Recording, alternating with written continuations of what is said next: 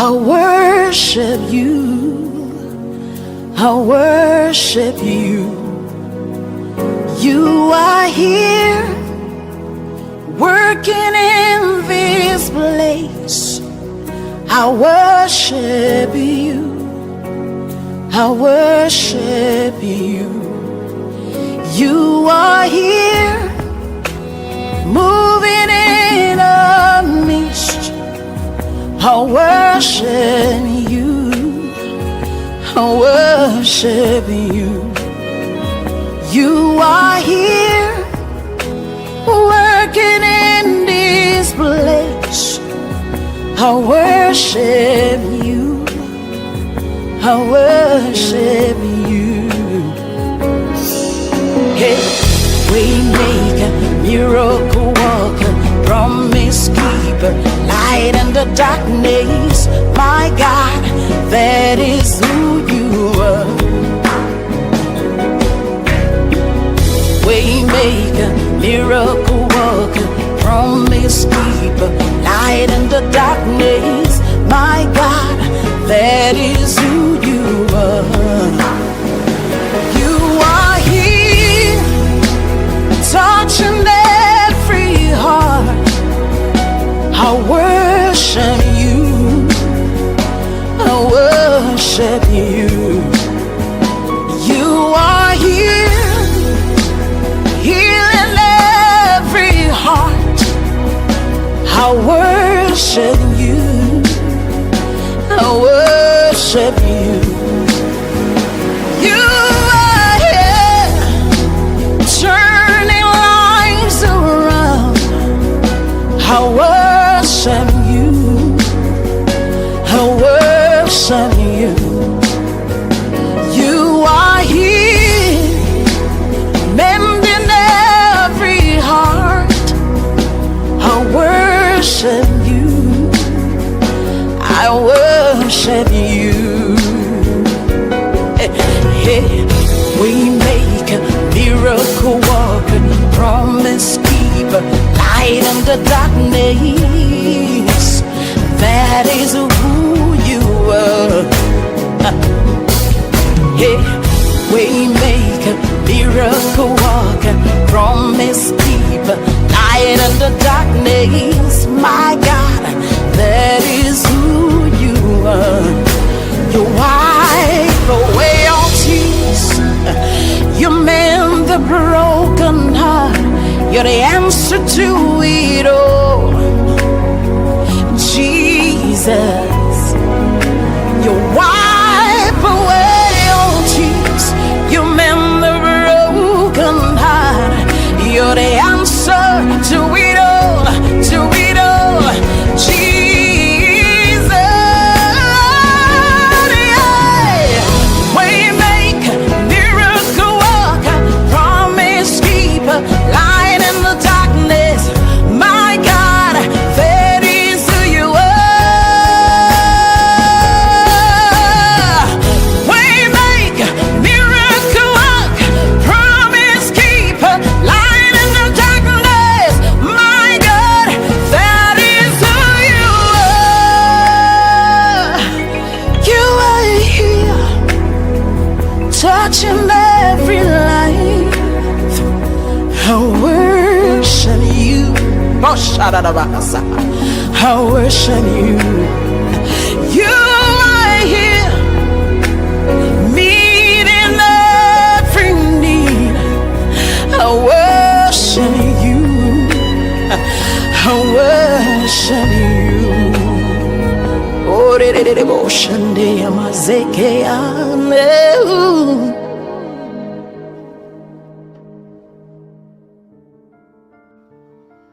Shalom Bapak Ibu Saudara, Jemaat Every Nation dimanapun berada.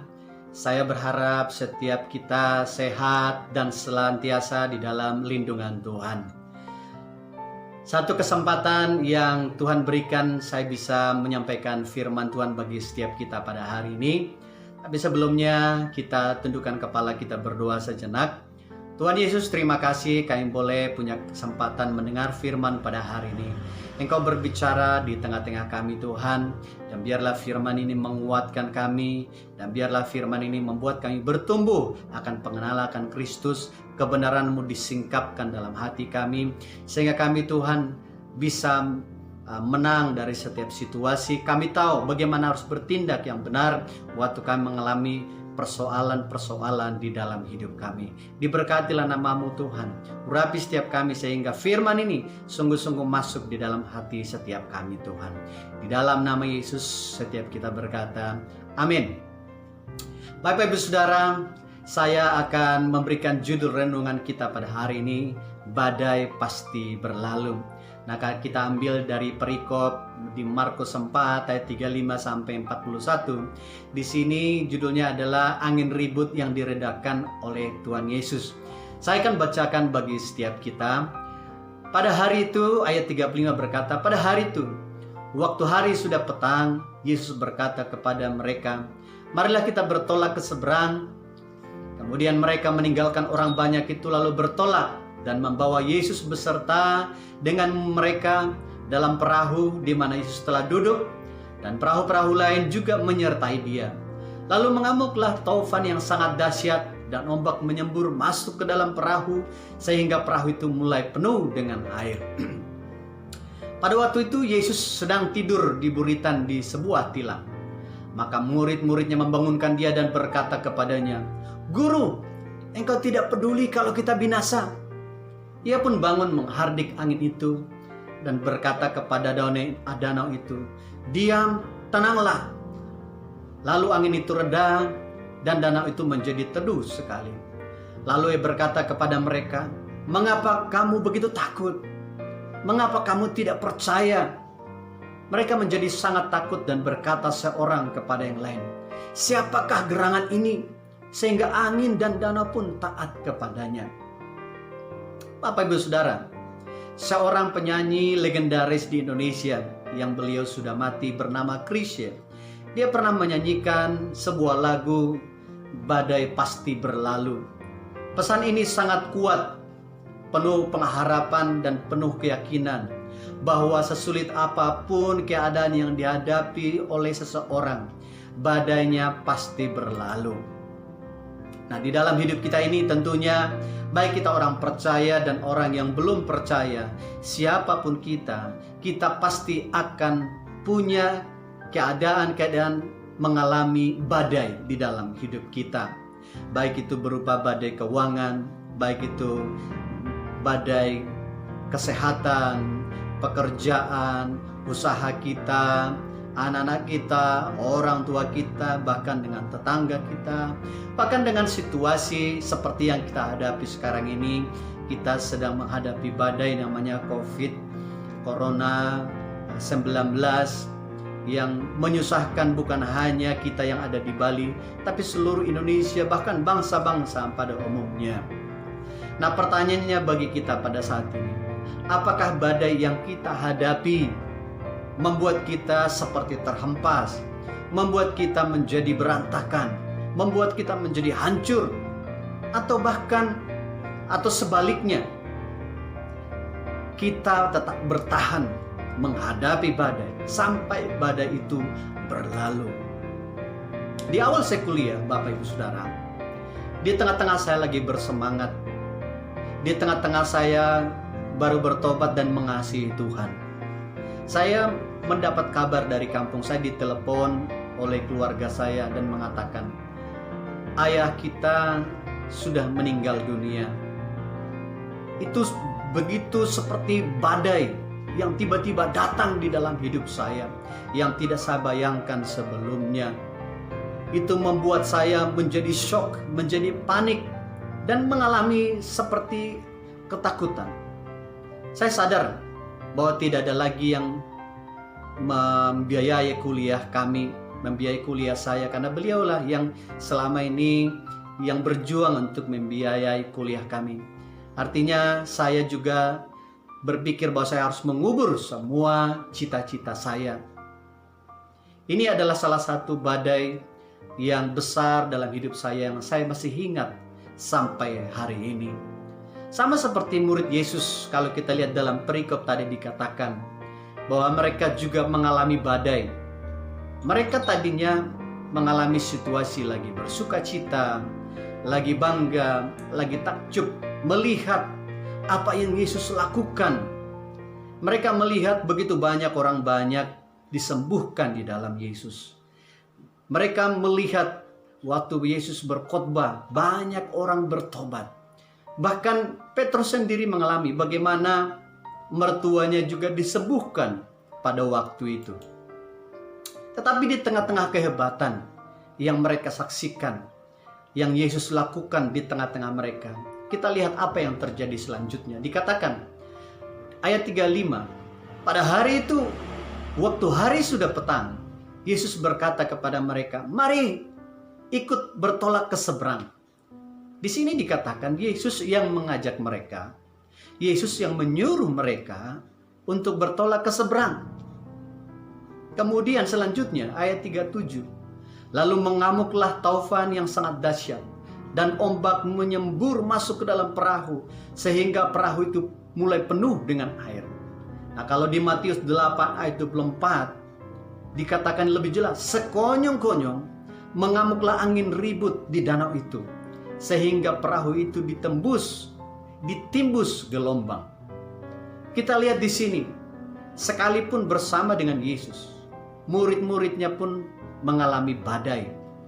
Saya percaya di Yesus tahu bahwa di tengah-tengah danau akan terjadi badai akan datang. Karena Dia Tuhan tentu tahu apa yang akan terjadi di depan. Pertanyaannya adalah, mengapa Yesus mengizinkan badai itu datang menerpa perahu mereka? Saya percaya Yesus sedang mengajarkan hal yang baik kepada murid-muridnya. Yesus sedang mengajarkan bagaimana berespon yang benar di situasi badai yang dihadapi. Dan kita lihat apa yang terjadi. Murid-muridnya mulai menjadi panik dan ketakutan karena perahu yang mereka tumpangi kemasukan air oleh gelombang air danau yang begitu keras. Dan mereka berpikir nyawa mereka sedang terancam. Dan apa yang membuat mereka menjadi panik dan takut dalam menghadapi badai? Saya percaya yang pertama adalah karena mereka mengandalkan kekuatan sendiri. Kita lihat ayat 36 berkata, pada waktu itu Yesus sedang tidur di buritan di sebuah tilam. Maka murid-muridnya membangunkan Dia dan berkata kepadanya, "Guru, Engkau tidak peduli kalau kita binasa." Bapak Ibu Saudara, mengapa mereka bertanya demikian? Seolah-olah Yesus tidak peduli terhadap mereka. Seolah-olah Yesus tidak tahu terjadi apa-apa pada waktu itu. Kalau sampai kita berkata kepada sahabat kita atau teman kita atau orang yang bersama-sama dengan kita, kalau kita berkata, "Kok kamu tidak peduli kepada saya?" Itu pasti karena kita sudah bekerja keras, kita sudah berusaha semaksimal mungkin, dan kita lihat di sebelah kita ini santai dan diam. Tentu kita berkata, "Kok kamu tidak peduli sih?" Inilah yang murid-muridnya alami pada waktu itu. Saya membayangkan waktu itu air begitu banyak datang, masuk ke perahu, dan mereka berusaha mengeluarkan air sekuat tenaga dengan ember, dengan perkakas yang lain, mungkin dengan tangan sendiri. Dan mereka sampai capek melakukannya, tapi air tetap datang karena badainya begitu besar. Sehingga mereka mulai kewalahan. Dan akhirnya mereka mulai panik dan ketakutan. Dan akhirnya makanya mereka berkata, "Guru, Engkau tidak peduli kalau kita binasa." Seringkali Bapak Ibu Saudara, waktu kita dalam kesulitan, di tengah-tengah badai, kita tidak sadar bahwa Yesus bersama-sama dengan kita. Dia adalah Immanuel. Artinya apa? Allah yang menyertai kita. Kita berusaha dengan sekuat tenaga, dengan segala kecakapan kita, dengan segala strategi yang kita buat sewaktu di tengah-tengah badai. Dan akhirnya kita menjadi marah, kita bisa menjadi kecewa, kita bisa menjadi putus asa.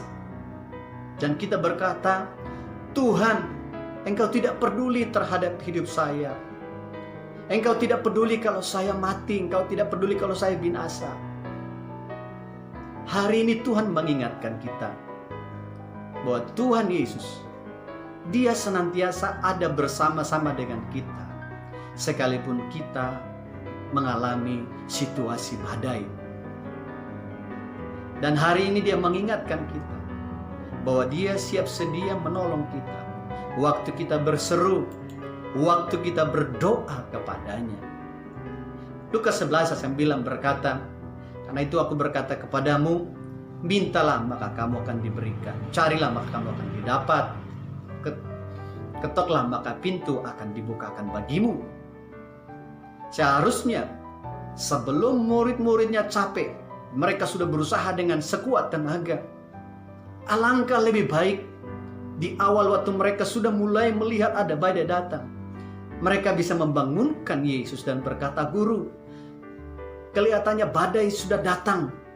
Tolong lakukan sesuatu. Atau apa yang harus kita lakukan? Saya percaya Yesus akan melakukan sesuatu. Yesus akan bertindak.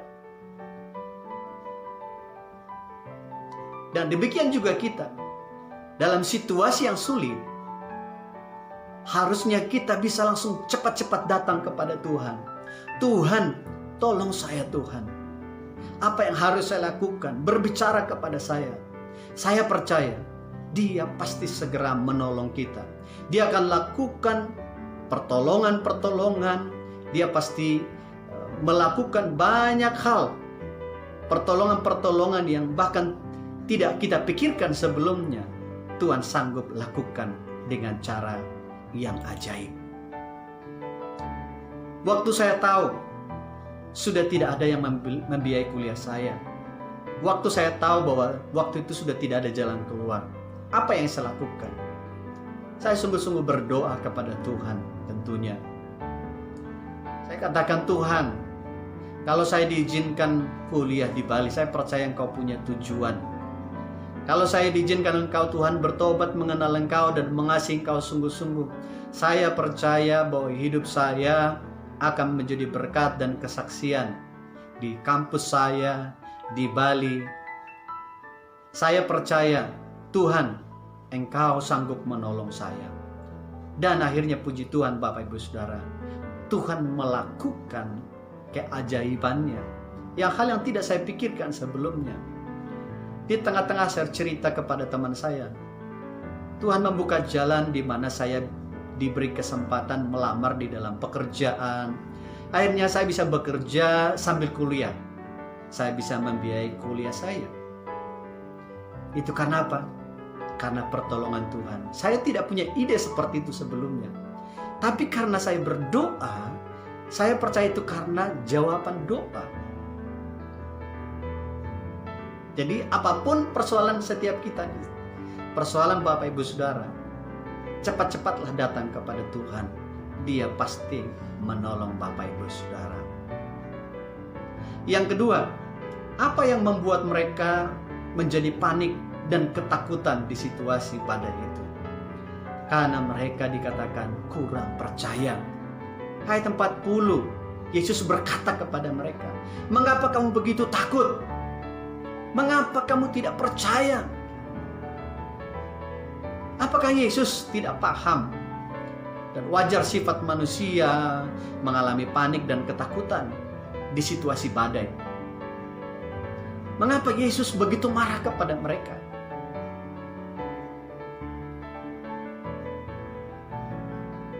Kalau murid-murid tidak pernah mengalami mujizat bersama dengan Yesus, mungkin mereka tidak perlu dimarahi Tuhan Yesus. Kalau mereka tidak pernah melihat mujizat bersama dengan Tuhan Yesus, saya yakin Yesus tidak begitu marah kepada mereka. Tetapi apa yang terjadi? Mereka setiap hari bersama-sama dengan Tuhan Yesus. Mereka bisa melihat bermujizat bisa terjadi di tangan Yesus. Setiap perkataan Yesus pasti terjadi. Dan juga mereka sudah diajarkan bagaimana cara berdoa, bagaimana cara mengusir setan, bagaimana mereka hidup dalam kebenaran, bagaimana bertindak dalam situasi-situasi yang membenci mereka, bahkan situasi yang mereka sudah diperlengkapi. Tetapi praktek di lapangan, apa yang terjadi? Waktu badai itu datang, situasi sulit datang, mereka mengeluh, mereka panik, dan mereka menjadi ketakutan. Sama seperti bangsa Israel.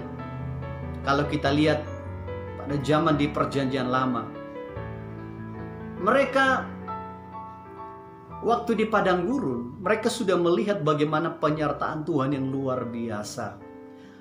Manna datang dari surga setiap hari, itu perkara yang mustahil.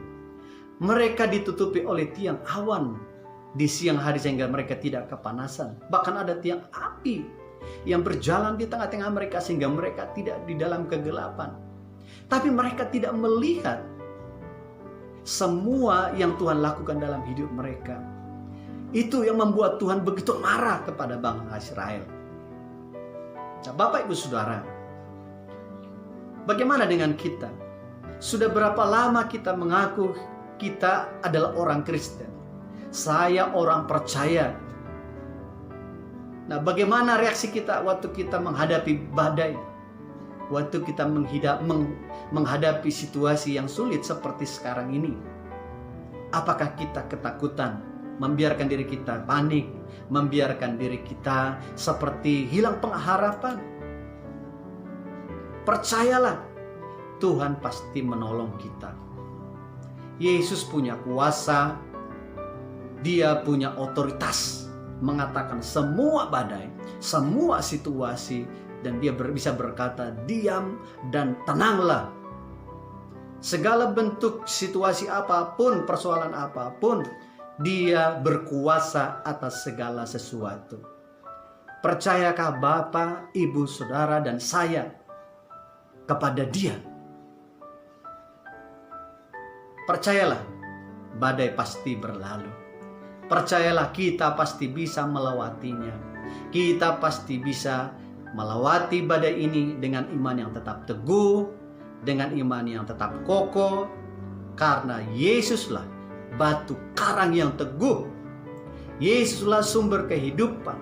Yesuslah sumber jawaban dari segala persoalan kita.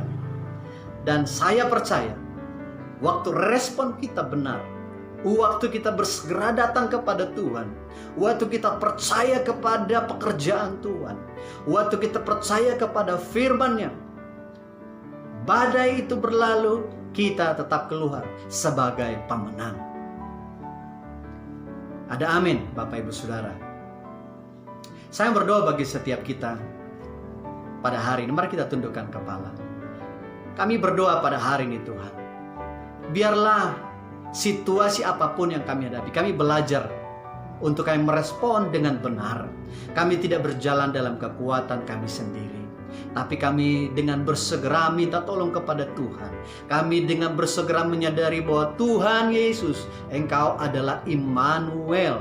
Engkau senantiasa bersama-sama dengan kami, dan Engkau tidak pernah berlambat-lambat menolong kami. Waktu kami berseru, firman berkata, Engkau akan menjawab kami. Waktu kami mengetok pintu-pintu akan dibukakan. Waktu kami Tuhan meminta tolong kepada Tuhan akan menjawab doa kami. Saya percaya Tuhan, biarlah pada hari ini Tuhan, setiap kami diajar oleh firman ini, kami menjadi orang yang percaya juga kepada Tuhan. Kami menjadi yang teguh dalam situasi Tuhan. Kami terus mengikuti bagian Tuhan. Kami terus memperkatakan firman Tuhan. Kami percaya bahwa di depan akan ada mujizat. Bahwa kami percaya bersama dengan Tuhan selalu ada jalan keluar. Bukan karena kekuatan kami, tapi karena kekuatan Tuhan, karena rancangan Tuhan, karena strategi Tuhan, karena hikmat yang dari Tuhan, karena pertolongan Tuhan semata-mata. Tuhan, Engkau berkati jemaat dimanapun berada hari ini, apapun situasi mereka Tuhan, Engkau berkati setiap jemaat Tuhan. Berkati pekerjaan, usaha mereka, keluarga mereka, anak-anak mereka dalam perlindungan Tuhan. Di dalam nama Yesus, setiap kita berkata, amin. Tuhan Yesus memberkati setiap kita. Haleluya.